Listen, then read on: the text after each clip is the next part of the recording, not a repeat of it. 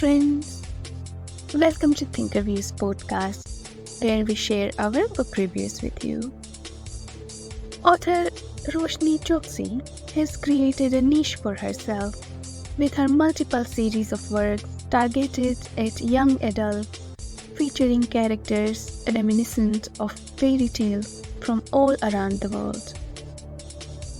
As part of the Riordan Presents series, she has been writing the Pandava series that follows the journey of young heroines as they traverse the magical otherworld and its expectation from the teenage girls who have been recognized as the modern-day warriors for the side of Deva.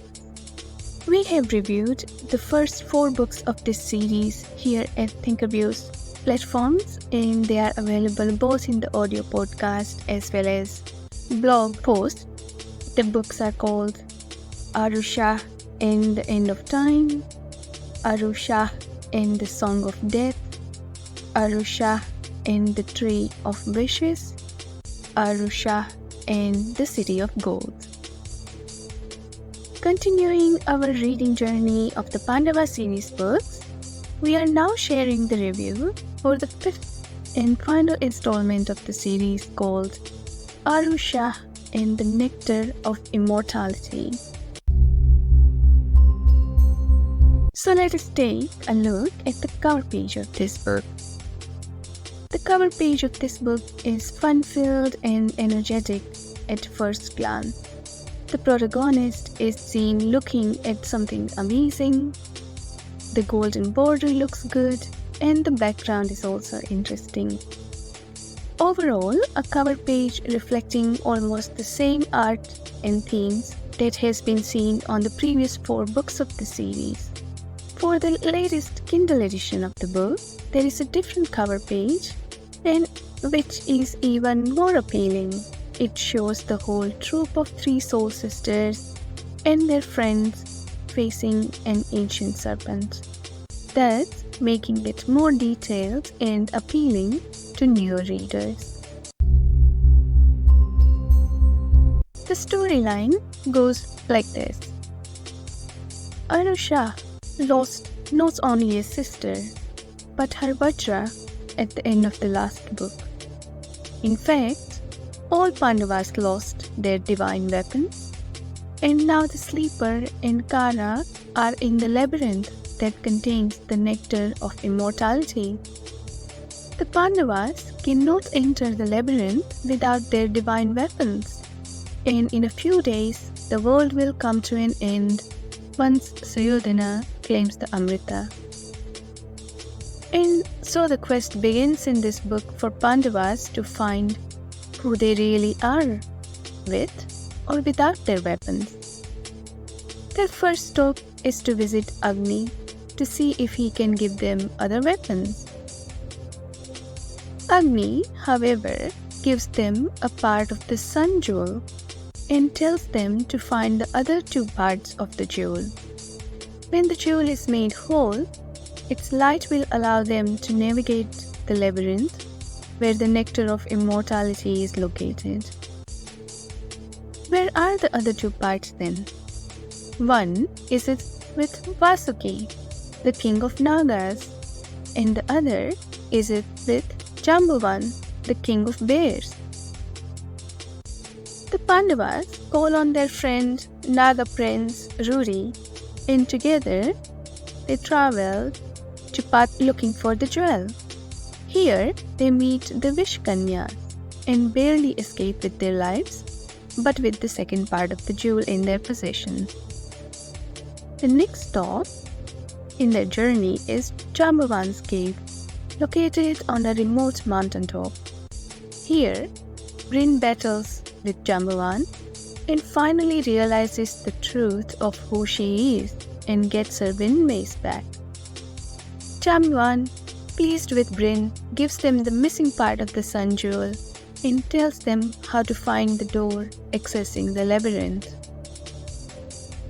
Unfortunately though, instead, the Pandavas end up going through the wrong doors that take them to the end of the world party, forcing them to become a musical band and also through the world of Nidra, where they have to face nightmares. It is here that Mini becomes the true daughter of death and gets her death danda back. So that leaves Aru, weaponless, full of doubts, and miserable, as she is left behind while her sisters march into the labyrinth for a battle. What will become of Aru? Will the Nectar of Immortality be lost? Will this really be the end of their world? These are the questions that the book answers for the readers. Now discuss our thoughts and review of the book.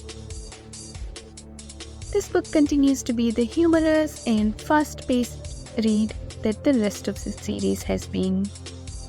The sequences, with their roots placed far and wide in the mythological stories, end up creating a sequence of laugh-out-loud situations with bizarre turn of events that keep the quest light and entertaining.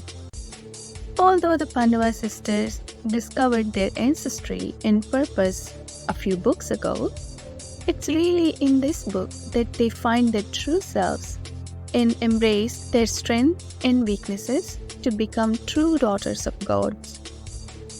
Their journey during this book takes us through Patala, part of the Gandharva Loka, and so on. The author lets our imagination create a truly rich and detailed world while creating Patal. All around them stretched a city made of jewel-studded caves layered one atop another in a complex so vast that it seemed to extend into the multicolored clouds far above. Droplets splashed the railing, and Aru looked up to see a waterfall of molten silver thundering into the ground below. An enchanted moonstone, the size of a dining table, hovered in the air and parted the falling silver curtains, allowing Aru and the others to glimpse the ancient city of Patal. It was breathtaking. There were towers of raw emerald, elaborate onyx carvings of tigers and cobras crouched over jagged cave mouths, gardens spotted blooms of intricately carved crystals spilling over pure diamond terraces. The walkways were constructed of gleaming golden brick. While providing a witty take on modern resorts, describing Menaka's place. Then there is the bizarre end of the world concert in the world of talent shows. While reading this book, you also see at multiple places how the author embeds video screens while telling the past stories. For example, King Shibi's story or Tumbaru's tale. This is going to fit really well when the series is turned into a silver screen version. The central thread of this book is realizing your self-worth and the nature of life. We all have heard how the Bhagavad Gita tells us to perform our duty with no expectations attached to the rewards. Just as Arjuna needed Krishna before taking on Mahabharat, here Aru also needs the chariot driver with star-filled eyes to help her through the labyrinth, at the end of which she will face not strangers, but her own family on the other side of the battleground.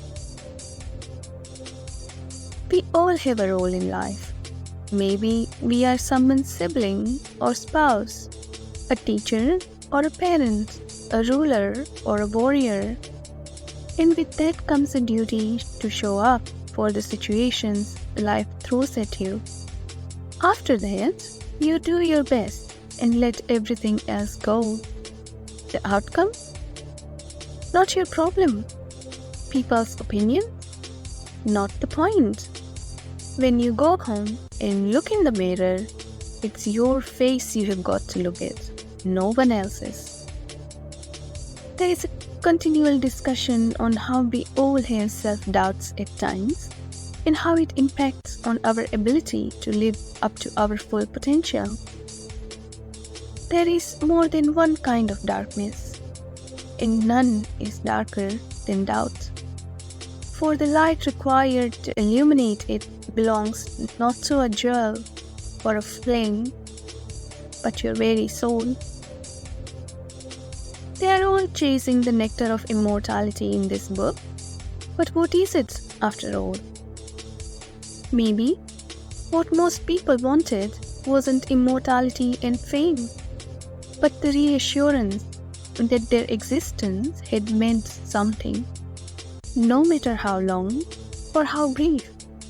Maybe being eternal meant becoming a story worth telling. While the book is enjoyable, the end is rather sudden and a little bit too neat. It is sad to see that instead of reconciliation and redemption, we see death as the end of the antagonist. Kara also ends up with a tragic end, but then Karna didn't get a happy ending either. But I liked how Kara's love for reading and etymology is captured in the few scenes she gets in this book. She loved to wander through imaginary worlds. She loved the fact that with a book in her hand, she could be a warm-hearted princess and a quick-witted heroine and a complicated sorceress between breakfast and dinner. She loved how knowledge let her mind travel across thousands of miles and hundreds of years, all while she was curled up snugly in her blanket.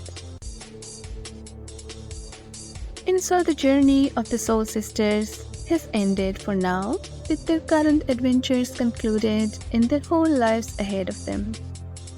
It is an enjoyable series, and we'll leave it with this quote, which is resonating once again, of the message of the Bhagavad Gita.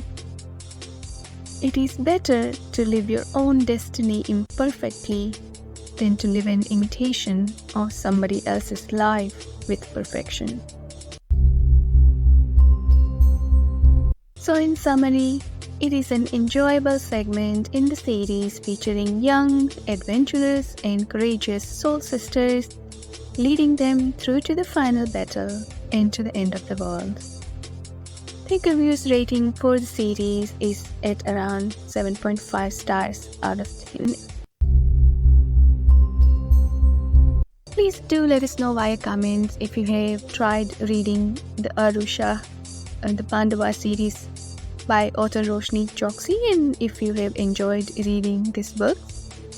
If there are any other similar books that you have enjoyed reading and would like us to read and review here at ThinkerViews platform, please like the podcast, subscribe to the channel if you are enjoying this listening experiences, and until the next time, thank you for listening.